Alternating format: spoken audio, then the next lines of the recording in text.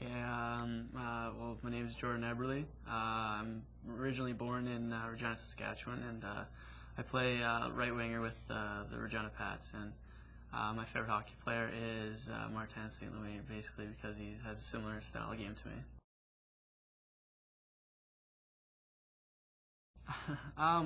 Me being a smaller guy in the league, it's important that I'm very fast. I think that's actually one of my weaknesses. I'm quick onto the jump, but at full speed I'm not as fast as some guys. But my strengths are definitely goal scoring. I love to put the puck in the net, and my ability to read the game and just watch the outcome, what happens in the game. My weakness is also my size, and I don't play physical like some guys, but I don't think that's really my game. So.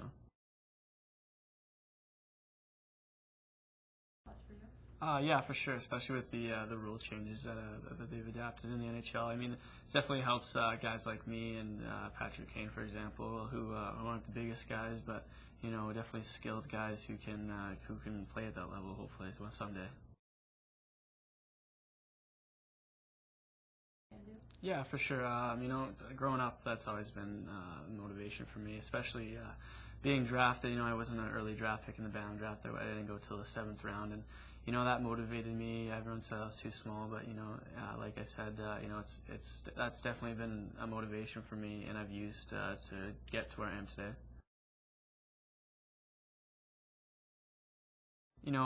Just growing up around 2, 3 years old, I just always used to just stride around on the rolling floor, and my parents just kind of took a liking to the game, and my parents kind of signed me up at the age of 3, and from there I just jump started into playing hockey, and I've always just loved the game and just practiced, and my dad's been a big influence on me throughout my life, and he's coached me out through my minor career, and he's helped me to where I am today. Yeah, actually, yeah, I grew up playing in Regina until I was about 14, and I moved to Calgary. But yeah, growing up watching the Regina Pats, it's always been a big dream of mine to play there. And watching actually growing up throughout the age of 5 and 6, my cousin Derek was the captain of the Pats, so I always just go to the games and watch him. And he actually coached me a couple of years too, and that was always a pretty pretty cool thing for him to coach me. And playing for the Regina Pats, it's always a big prestige. Everyone knows who the team is, and watching and going home this year or last year to see family and friends and just tell them, I'm a Regina Pat, and that was pretty awesome.